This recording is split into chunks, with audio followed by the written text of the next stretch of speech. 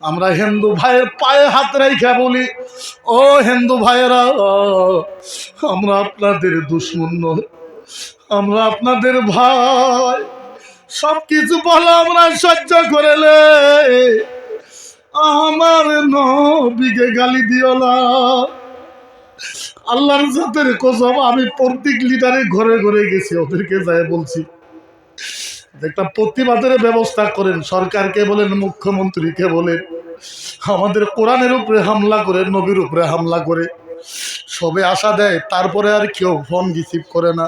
আমি একটা আসামের মুফতি, আজ আমার উপরে 29টা কেস, না চুরি করেছি, না ডাকাতি করেছি, না মার্ডার করেছি, না কোনো কিছু করেছি। আমারে সরকারে আতঙ্কবাদী বলে কয়, আমারে